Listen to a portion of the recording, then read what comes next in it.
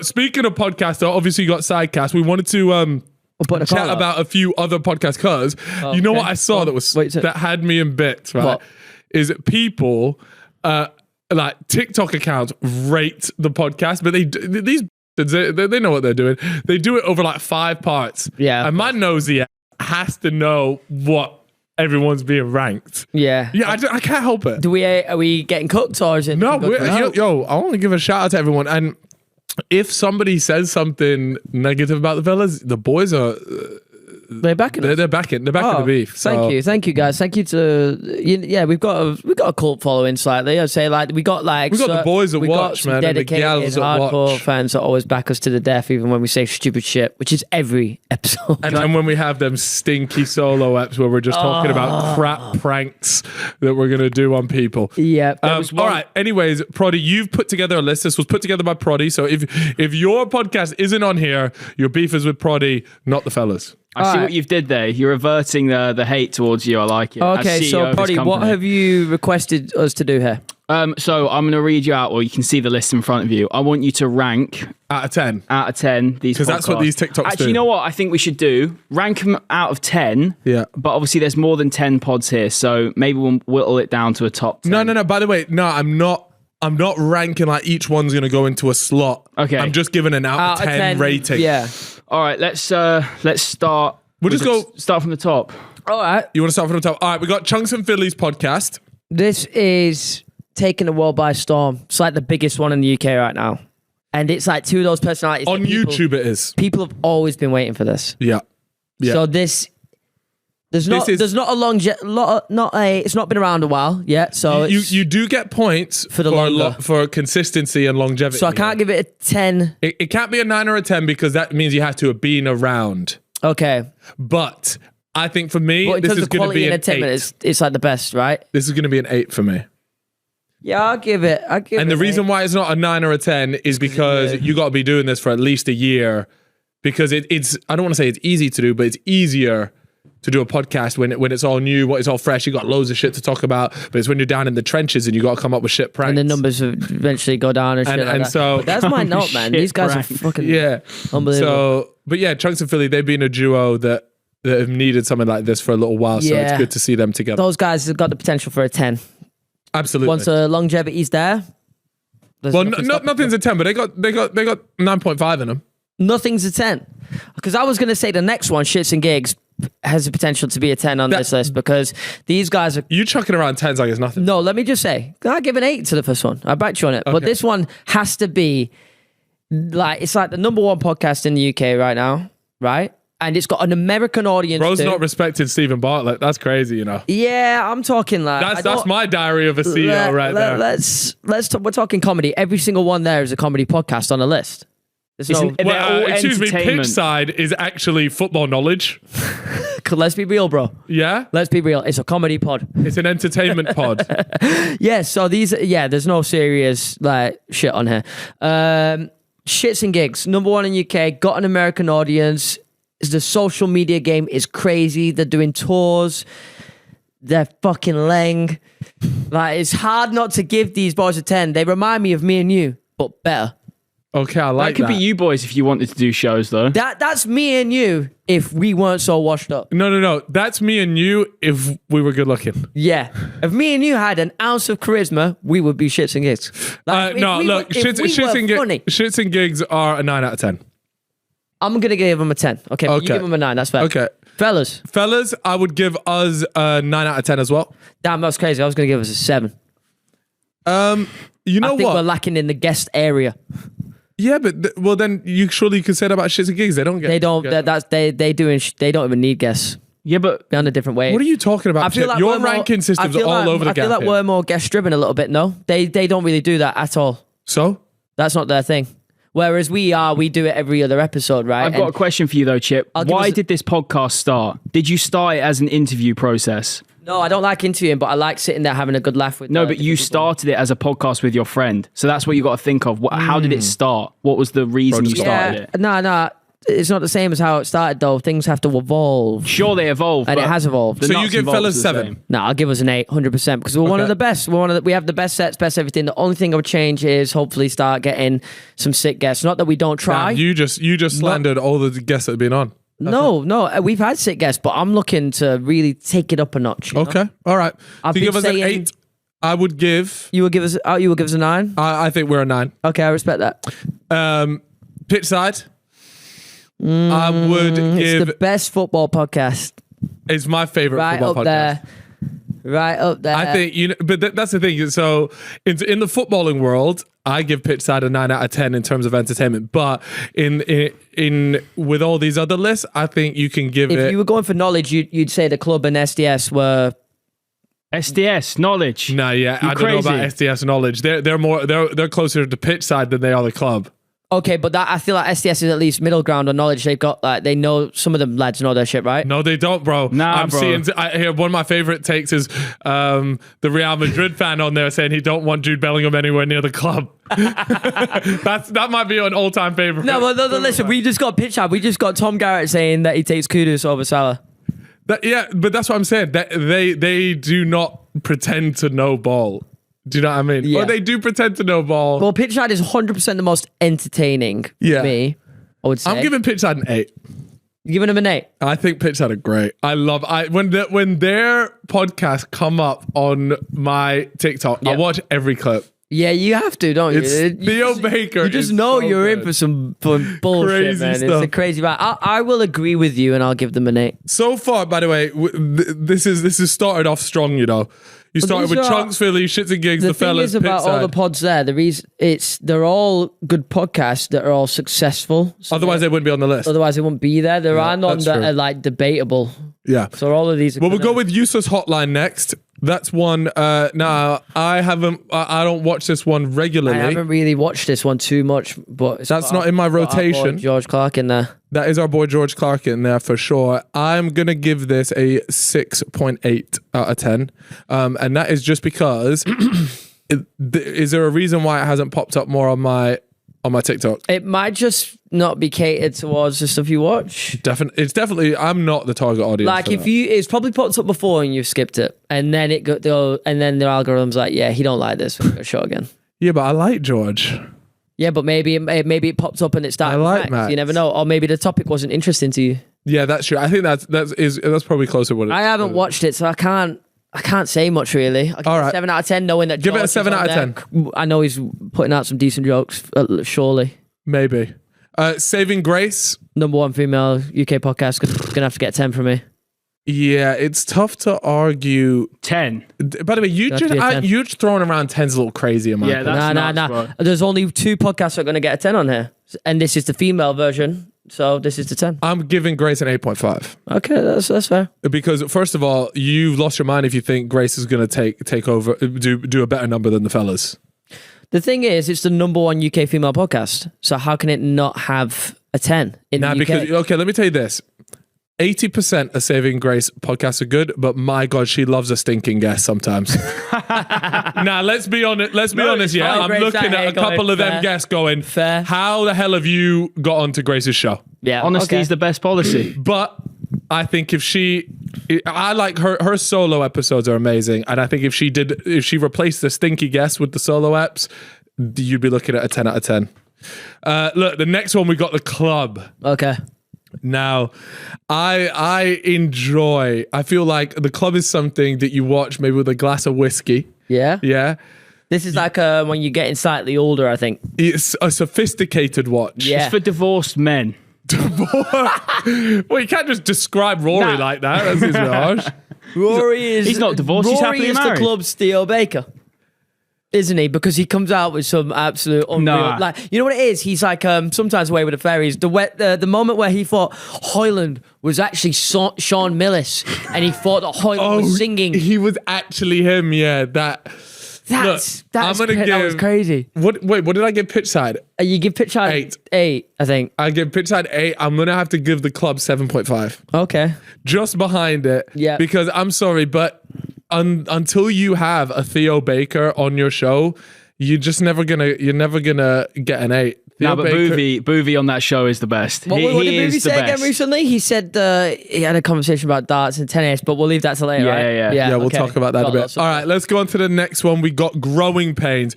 Oh my God. All right, we need to... All right, let me say my piece on this because I think growing pains is insanely underrated. They get stick online, right? And I feel like the stick comes from a younger audience. And the reason why I say that is because people don't actually understand how certain either relationships work and more importantly, how humor works. For me, Faith is one of the funniest people, but everybody just thinks that she's always like serious. Yeah. They don't get her humor. And I don't really, because I'm watching it and I'll read the comments and people, they're like, oh, I can't believe Faith would say like something like that. And they're like, has nobody picked up on the joke here? Has nobody realized that these two are just bantering each other? And then I'm just looking at it like, what? So everybody like will be giving it stick. I think this for me is an 8 out of 10 podcast as well. A lot of people like to think they know that all the ins and outs of their relationship as well. So they get like so mad, weird, like therapists in the comments, and I'm like, you were just on Xbox 15 minutes ago. And there are some times that I'm watching it and they're like, okay, that was stupid. But then there are most of the time I'm watching it, I'm going, that's funny, and then nobody gets it. So I don't know if it's just I don't know. I'm gonna stand up for my show here. Why is it that people can't understand as well that the element of growing pains that everyone loves is the fact that it's a window into someone's relationship? They're a couple discussing everyday life things. They're a relatable couple. That's the closest you'll ever get to understanding YouTube couple. So why are you criticizing an everyday conversation that happens between a boyfriend and a girlfriend? It's because social media has poisoned everyone's mind into the idea that everything must be roses and nobody has a bad day. So everyone in their heads just say like, oh my God, I can't see this. Because if you watch Therapy Crouch, which is another fantastic podcast, that should probably be on there as well. That for me, I'll give that like an 8 out of 10, maybe an 8.5 out of 10. I really like that one, right? But that one, they say really similar stuff. They go back and forth in the same way that growing pains go back and forth. And everyone's there like, oh, they're so funny. And they're like, what? But I think it's just because they have a slightly older audience. Yeah. And growing pains have a slightly younger audience. Yeah, because it's always Abby going at Pete saying, you came in at 3 a.m. and woke me up. And then he's just pissing himself and she's angry. It's the same fucking shit. Thing. All right, let's talk what's good. The fucking boys. What? Oh, wow. He's doing that because him and Randy always get at each other when they see him in person. Why? What's the Nah, there wasn't a beef, right? We'll talk about it. There wasn't a beef, but their producer John, him and Proddy are like arch nemesis. It's like the final producer battle. Yeah, final producer Randy battle. came up to me once and he was like, I wish John was more like you, man. And then John took loads of offense to that. And he was there like, and then John switched it on and started going like, he's going to go. Damn, so there's a little bit of a war here going on. Yeah. But there's not because... Well, they're our boys, but there's a war going on between the producers. I love it, bro. I reckon, Prod, you know what? Why don't we do a boxing? Yeah, this is your time for redemption. Get yourself on there, like prelims, misfits. I'd have John, let's be honest. I don't know, you know. Nah, look. John's a big lad. I know I'm, 0-1 when you've lost one fight? But I definitely have John. Got ring experience, don't you, lad? Yeah. The pressure didn't get to me. I just was not the better man. That experience would actually help you to be Simon and Randy, can we set this up? Proddy versus John. Hit my phone up, hit me and Chip up, and we'll get it cracking. But anyway, what's good? It's been around for a very long time. How many episodes are we talking? Longevity. We said you got to give points for consistency, and these guys, I love them for that because. People think it's easy to be consistent. It is not easy to be consistent during the good and the bad. They don't have episode numbers. Does it have like episode numbers? Can you go like filtered by oldest? Maybe on YouTube. Now here we go. First was 2020 April, and now oh my god, they've been going coming almost 4 years. Coming up on 4 years. Oh, so they're maybe like a year ahead of us. When was our first episode, Prod? 2020. November 2021. November 2021. No, 2020. Because I joined November 2021. Okay. All right. Okay. So they're good. Oh, so they just started maybe about 5-6 months before us. Yeah. Oh, I didn't know that, to be fair. I'm giving... No idea. It's the thing is, if you are into YouTube and you are an avid watcher of YouTube, this is the best podcast to go and watch if that's what you want to. They're laid back, they're chill, it's an easy listen. You don't have me and Chip chatting like outrageous stuff. But and if you're a Sidemen fan, it's perfect because you just get those you get inside. Well, that's their big thing. Tell on the shoots and stuff. I'm giving What's Good 7. Damn, was that your lowest score so far? No, I gave a 6.5. No, you give a 6.8 to. Oh yeah, nah, they're better than Useless Hotline though. 7.5. Yeah, go 7.5. Okay. You know what I love about What's Good? They take their shoes off. Feels like bare homely. Yeah, it does feel cozy when I watch it. You want to see my toes as well? Yeah, go on. You right there, bro. Is it mashes? You know what you were saying last episode. We got Chip, Quentin Tarantino behind the thing. Yeah, like someone looking like they're warm. Yeah. Someone without their shoes on in a home looks like they're at home. Yeah, this is disgusting though. No, I'm there. I like it. What at the bottom of your socks? You got clean socks on? I mean, I hope so. What are mine? Your feet are so flat, Cal. No, they're not. I got a good arch. Look at that. It looks so flat in this angle. Look. All right, let me get you that angle. Okay, that looks. That's a nice I like that a lot. But your left foot looks bare flat. All right, let's keep going down here. So we've done What's Good. We ended that on a 7.5. Have a word. I think this has got to be an 8.5. You love this pod, don't you? I don't. I've not really. The reason why, let me tell you why, is first of all, the two lads that do it are genuinely funny. You know, some would argue they should be on the same level as Shits and Gigs, just because they're doing not stadiums but arenas like consistently. By the way, they don't have obviously as much of an American audience. I feel like you see more Shits and Gigs because that's your type of content. Yeah, maybe. These boys genuinely are hilarious. They had me on their podcast. You know, I think I've spoken about this before about when I went on their podcast. I felt so inferior, just in terms of these guys are natural comedians. You and me, we just chat shit. Yeah, it's just we're bullshit. not comedians. We're not funny. No. So going on there was a real humbling experience. But these guys are sick. And actually, the main reason why Proddy even has a camera on him right now was because when I went on their show, they had their producer on camera, and I believe his name's Carl. Yeah. And I was there like, wow, this works so well. Yeah. Oh, I remembered that. And then I came back, I was like, Chip, we should do this. I remember that. And so, yeah, that's where I got that idea. I personally think Have a Word should be like an 8.5. Okay. It's a cultural thing in Liverpool as well. It is. Like, if you're from Liverpool, you know Have a Word. Yeah. And they've got loads of Patreons as well. So they're killing it. Yeah, I'm going to give that. You don't need to rate them because you haven't watched their stuff. I haven't watched enough to be able to give a fair rating. I'm going to give an 8.5 on that one. Happy Hour. Slightly another, or it was a nemesis pod, but now not really. Now that we're back on YouTube and shit, there's nothing really that things are different. Because we were both like Spotify exclusive podcasts battling now in the charts and stuff, and you know, chat's been around for a while. Am I right in saying Happy Hour has been around a lot longer than What's Good and Us, right? Yeah, it was like the original YouTube pod. No, True Geordie's was. True Geordie was, and then Happy Hour came shortly after. Up there, like it's one of the OGs. They it is one of the OGs. Used to have their production produced by a company called Stakhanov, and they were in a studio setting. There was no set. Check when the first Happy Hour episode was. They are very deep into it. Like they've been going for a very long time. Let's have a look. Yeah, they've been going a while, and you have to put respect. I feel like I used to watch a lot more of it, not so much lately, but I mean, I obviously don't have time to watch everything. First ever episode was Saffron Barker, or is it just about Saffron Barker? November 2018. Wow. I respect Happy Hour. Over 5 years then. Over 5 years. Go on, what are you giving them? I can't do the lighting on the latest set. Not a fan. The lighting don't do it for me. They did have audio issues as well at the beginning, which I think have been fixed now. I would give this 7.2. But I have to respect. You got to respect the longevity, man, and like he's been in the game for a minute. I think it's got to be an 8, at least.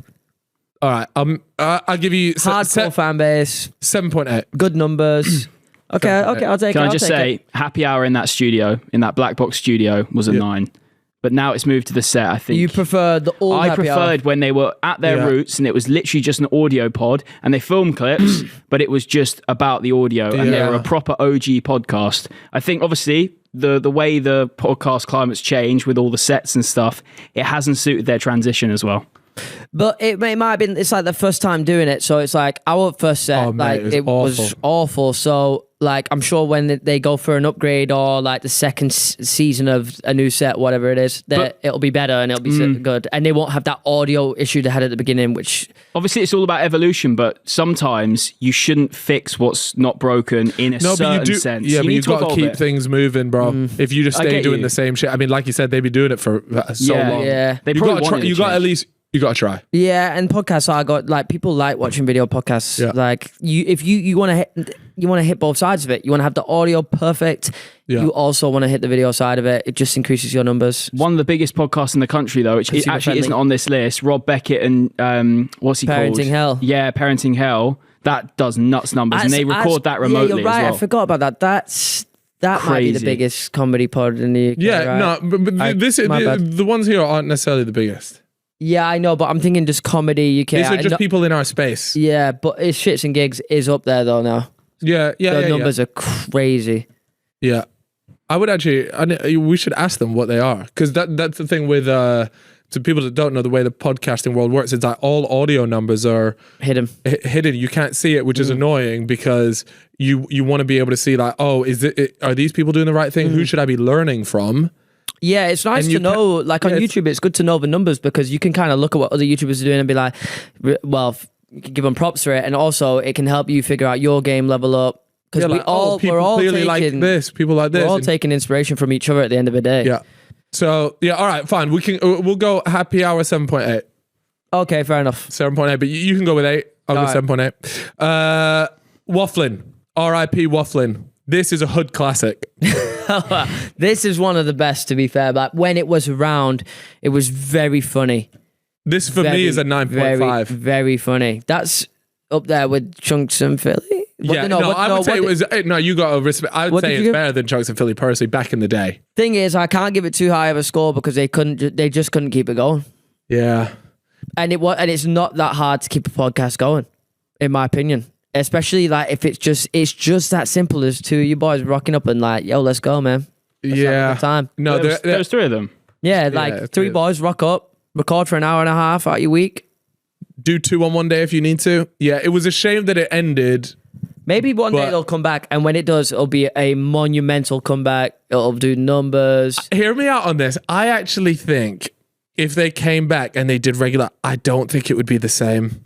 I just feel like everybody is now very different to when they were then, just in terms of the way they are. Maybe it would work, but there's just something so nostalgic about those old episodes. And I have to admit, they were like, I still get TikTok clips of this show popping up. Like, that's how good it was. Yeah, to this day. So, okay, you know what? You're right about the longevity thing. 9 out of 10. You know what? Sometimes I think about it like that. The one thing I loved about Wafflin is there's 3 of them, and there were 3 like super close-knit mates. So it's like they all shared the same stories, banter, kind of grew up together. Yeah. I always thought about that. Sometimes I'm always like, damn, imagine we had a third. I mean, we've got Proddy, of course, and Proddy, you're the best. But like, imagine the podcast started and it was 3 of us instead of 2.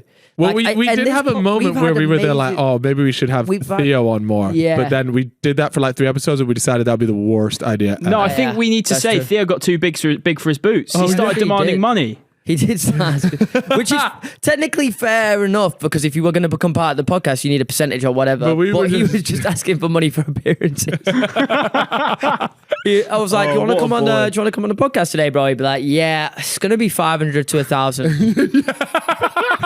Some boy. But to be fair, probably bantering because he would still come on. But good lad. But yeah, like I always think about that. I was like, because we've had some funny fucking moments, but a three man like session, you know, when it's with the boys, like you're just in your basement, whatever, you're chilling, those are the best times. I think 3 is the perfect number.